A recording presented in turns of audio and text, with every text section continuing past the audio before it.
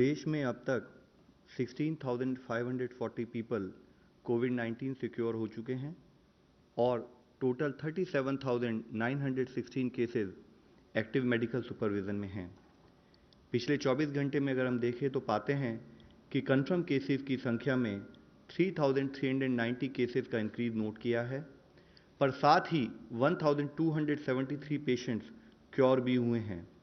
इस तरीके से हम देखते हैं कि क्योर पेशेंट की संख्या में लगातार वृद्धि हो रही है, जो कि एक पॉजिटिव न्यूज़ है।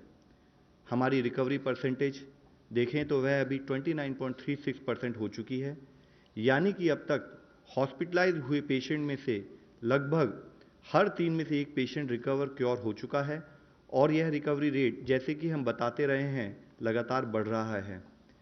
कल तक का डेटा देखें तो हम पाते हैं कि जो हमारे पेशेंट एक्टिव मेडिकल सुपरविजन में हैं, उनमें से 3.2% ऑक्सीजन सपोर्ट पर हैं, 4.7% आईसीयू सपोर्ट से रिलेटेड सर्विसेज पा रहे हैं और साथ में 1.1% पर्सन जो हैं वह वेंटिलेटर सपोर्ट पर हैं। हमारे कंट्री में अगर हम देखें तो पाते हैं कि 216 जिले ऐसे हैं जहां पर कोई केस रिपोर्ट नहीं हुआ है। 42 ऐसे जिले हैं जिनमें पिछले 28 दिन से कोई केस नहीं आया है। 29 ऐसे जिले हैं जहां पर पिछले 21 दिन से कोई केस रिपोर्ट नहीं हुआ है। 36 ऐसे जिले हैं जहां पर कि पिछले 14 दिन से कोई केस नहीं आया है और 46 ऐसे जिले हैं जहां पिछले 7 दिनों से कोई केस नहीं आया है।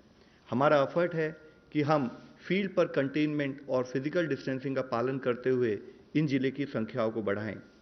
भारतीय रेलवेज ने 5,231 कोचेस को कोविड केयर सेंटर्स के रूप में कन्वर्ट किया है और उनको 215 आइडेंटिफाइड रेलवे स्टेशन पर रखा जाएगा।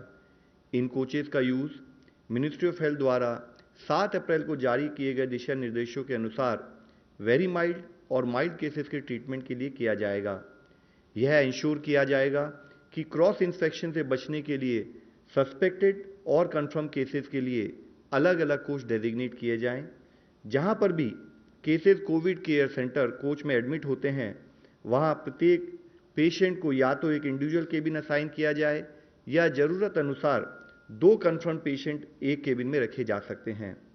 215 स्टेशन में से 85 स्टेशन पर इवन हेल्थ केयर स्टाफ भी रेलवे द्वारा प्रोवाइड किया जाएगा और एडिशनली जो 130 रेलवे स्टेशन हैं जहां पर ये कोविड केयर कोचेज होंगी, वहां स्टेट जब अगर उनकी रिक्वेस्ट के अनुसार स्टेट के द्वारा स्टाफ और एसेंशियल मेडिसिन प्रोवाइड की जाएंगी। रेलवेज ने 2,500 डॉक्टर्स और 35,000 पैरामेडिक्स को भी कोविड-19 मैनेजमेंट के लिए डिप्लॉय किया है।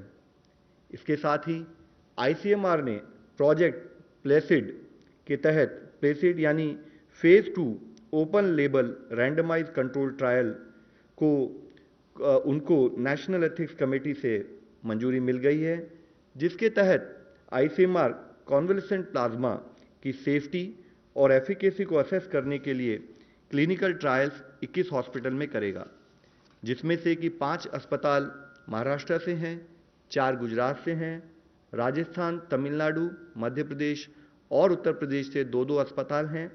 साथ ही पंजाब, कर्नाटका, तेलंगाना, चंडीगढ़ से 1 अस्पताल है। कल माननीय स्वास्थ्य मंत्री और माननीय आयुष मंत्री उन्होंने मिलकर आयुष संजीवनी एप्लीकेशन का लॉन्च किया, जिसको कि आयुष मंत्रालय ने मिनिस्ट्री ऑफ आईटी के द्वारा डेवलप किया था। साथ ही 2 इंटरडिसिप्लिनरी क्लिनिकल रिसर्च स्टडीज जो एक जॉइंट इनिशिएटिव के रूप में आयुष मंत्रालय, मिनिस्ट्री ऑफ हेल्थ और ministry of science and technologies ICMR के साथ मिलकर उसको भी लॉन्च किया गया। इन स्टडीज का मुख्य उद्देश्य है कि आयुर्वेदा को प्रोफाइलैक्सिस के लिए रूप में कैसे इस्तेमाल किया जाए और उसको स्टैंडर्ड केयर फॉर कोविड-19 से संबंधित एडिशनल सपोर्ट के रूप में कैसे यूज़ किया जा सकता है। इसी के तहत दूसरी स्टडी के द्वारा population based intervention on the impact of Ayush based prophylactic intervention, जो कि आयुर्वेद का इस्तेमाल कोविड-19 के प्रिवेंशन में हाई रिस्क पॉपुलेशन को स्टडी करेगा। माननीय स्वास्थ्य मंत्री जी ने तमिलनाडु, केरल, कर्नाटका और तेलंगाना के राज्य स्वास्थ्य मंत्रियों से भी उनके प्रिपेयर्डनेस और कंटेनमेंट एफर्ट्स की समीक्षा की।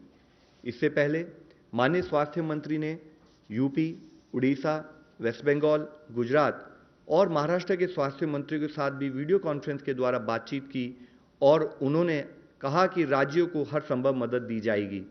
उन्होंने यह भी कहा कि अन्य राज्यों से आने वाले माइग्रेंट वर्कर्स की उचित क्वारंटाइन व्यवस्था हर जिस स्टेट में वह लौट रहे हैं वहाँ की जाए और सारी यानी कि सीवियर एक्यूट रेस्पिरेटरी इलनेस और इन्फ्लुएंजा लाइक इलनेस केसेस की सैंपलिंग और टेस्टिंग की उसको बढ़ाया जाए, उसकी आवश्यकता पर भी उन्होंने बल दिया। माननीय स्वास्थ्य मंत्री जी ने रेड क्रॉस वॉलंटियर्स द्वारा देश में किए जा रहे रिलीफ मटेरियल के डिस्ट्रीब्यूशन को भी वर्ल्ड रेड क्रॉस डे पर सराहना की। स्वास्थ्य मंत्रालय ने विदेश से लौटने वाले कॉन्टैक्ट्स, आइसोलेशन ऑफ सस्पेक्ट्स या कंफर्म केसेस के लिए राज्यों में फैसिलिटी क्वारंटाइन, फैसिलिटी आइसोलेशन के लिए hotels, service apartment, lodges etcetera के यूज करने के लिए भी अतिरिक्त दिशा निर्देश जारी किए हैं। यह services clinically assessed, pre symptomatic और वेरी माइल्ड केसेस के लिए प्रोवाइड की जा सकती है, जिसके तहत जो लोग जिनके यहाँ पर रिक्वायर्ड होम आइसोलेशन की फैसिलिटीज अवेलेबल नहीं हैं वह इसका इस्तेमाल कर सकते हैं।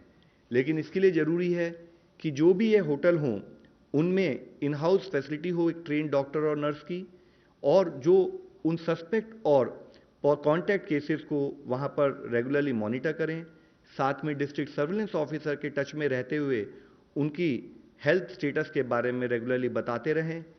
एक लैब से उनका प्रॉपर टाई अप होना चाहिए।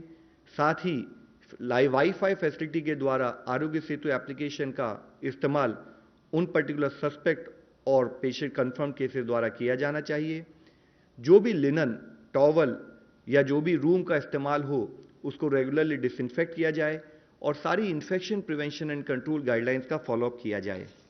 इसके साथ ही जब माइग्रेंट वर्कर्स अपने रेस्पेक्टिव स्टेट्स में वापस लौट रहे हैं, इस बात पर एम्फेसिस होना बहुत ज़रूरी है कि मूवमेंट के दौरान उनको इन्फेक्शन प्रिवेंशन मैनेजमेंट से संबंधित सभी प्रिकॉशंस का फॉलोअप हो, जैसे कि ऑर्गेनाइज किया गया हो, वह चाहे होम क्वारंटाइन हो या फैसिलिटी क्वारंटाइन हो, सभी नियमों का पालन किया जाए।